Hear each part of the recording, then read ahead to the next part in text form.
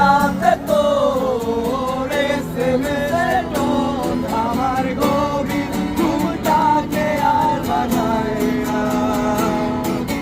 ব্যস্ত নগরে আমার বুকের গভীরে তোর মাথা রাখা মনটাকে রাঙায় না।